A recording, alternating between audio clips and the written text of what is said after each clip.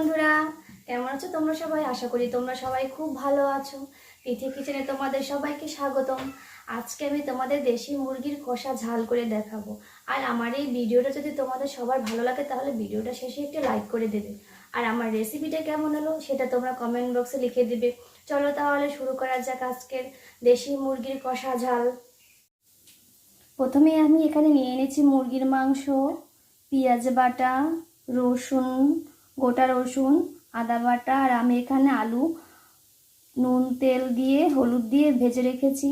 তারপরে জিরে গুঁড়ো, ধনে গুঁড়ো, এখানে জিরে গুঁড়োটা আমি শুকনো খোলায় ভেজে তারপর মিক্সিতে গুঁড়ো করে নিয়েছি। গোটা গরম মশলা, নুন, লঙ্কা গুঁড়ো আর হলুদ গুঁড়ো।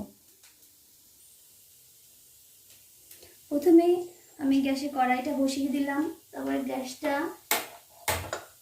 জ্বালিয়ে দিলাম। কড়াইটা একটু গরম হোক।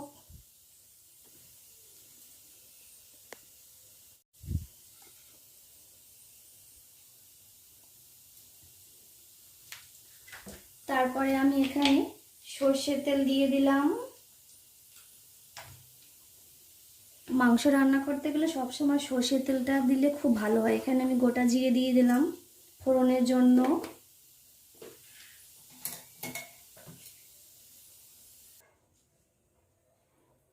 তারপর আমরা দিয়ে দিলাম শুকনো লঙ্কা। শুকনো লঙ্কার একটু মাঝখান দিয়ে চিড়ে দিলাম, তাহলে একটু ভালো হয়। তারপরে তেজপাতা,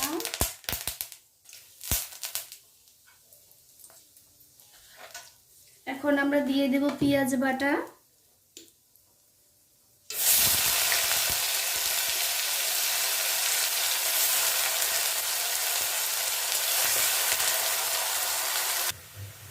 হ্যালো বন্ধুরা, পেঁয়াজটা আমি যেহেতু একটু কষা মাংস তার জন্য একটু পেঁয়াজ বাটাটা একটু বেশি নিয়েছি। এখন পেঁয়াজটা হালকা একটু কষিয়ে তারপর অন্য কিছু দিয়ে দেব। এখন আমি দিয়ে দেব হলুদ গুঁড়ো,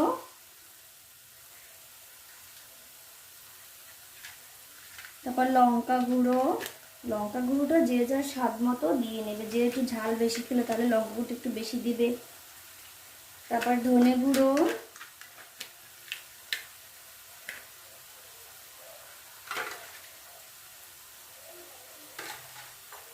আদা বাটা আর একটু জল দিয়ে দেবে। তারপরে মশলাটাকে ভালো করে একটু কষিয়ে নেব আমরা। আমি গোটা রসুনগুলো দিয়ে দিচ্ছি। গোটা রসুনগুলো দিলে স্বাদটা খুব ভালো লাগে, রসুনটা একটু নরম নরম হয় তখন খুব খেতে খুব ভালো লাগে। এখন আমি মশলাটাকে ভালো করে কষাবো। যখন দেখবো যে গা থেকে মশলার তেলটা বেরিয়ে আসছে তখন আমি মাংসটা দিয়ে দেব। হ্যালো বন্ধুরা, দেখো কত সুন্দর মশলাটার গা থেকে তেলটা বেরিয়ে আসছে। এখন আমি মাংসটা এর ভিতরে দিয়ে দেব।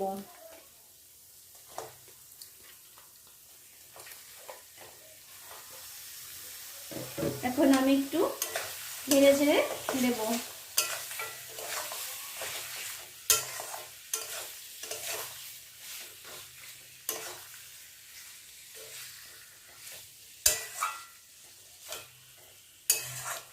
নেড়েচেড়ে দেওয়া হয়ে গেছে। এখন আমি এটাকে একটু ঢাকা দেব, সিদ্ধ হওয়ার জন্য একটু ঢাকা দিয়ে রাখবো কিছু সময়ের জন্য। এখন এটা সিদ্ধ হতে থাক। ফিরে আসছি বন্ধু আমরা কিছু সময় পরে। মাংসটা সিদ্ধ হয়ে গেছে। এখন আমরা ভেজে রাখা আলুগুলো দিয়ে দেব। আলুগুলো দিয়ে কিছু সময় রেখে দেব। আমি ঢাকাটা উল্টে দিচ্ছি। তারপর এতে আমি একটু পরিমাণ মতো নুন দিয়ে দিচ্ছি।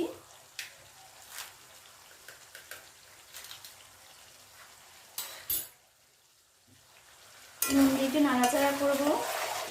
মাংসটা এখন পর্যন্ত সিদ্ধ হয়নি। তারপর আমরা আবার এটাকে ঢেকে দেব। হ্যালো বন্ধুরা, আমরা এখন ঢাকনাটাকে উঠিয়ে দেব। দেখো মাংস থেকে কত সুন্দর তেল বেরিয়েছে। এখন আমরা এই মাংসের ভিতরে জিরে গুঁড়ো দিয়ে দেব, গরম মশলা জিরে গুঁড়ো দিয়ে দেব। তারপর একটু নাড়াচাড়া করবো।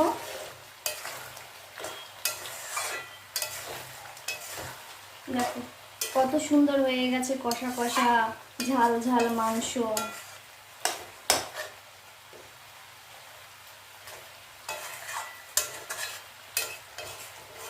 এই কষা ঝাল ঝাল মাংস তোমরা বাড়িতে ভাতের সাথেও খেতে পারো বা লুচি রুটি এর সাথেও এটাকে খেতে পারো, খুব ভালো লাগবে খেতে। হ্যালো বন্ধুরা, আমার কষা মাংসটা হয়ে গেল। এখন আমি এটাকে নামিয়ে নেব। গ্যাসটা আমি বন্ধ করে দিলাম। এটাকে আমি নামিয়ে নেব এখন। হ্যালো বন্ধুরা, আমার একদম ঝাল ঝাল কষা মাংস তৈরি হয়ে গেল। আশা করি তোমাদের এটা খুব ভালো লাগবে রেসিপিটা ভালো লাগলে তোমরা অবশ্যই কমেন্ট বক্সে জানাবে। তাহলে এখন টাটা।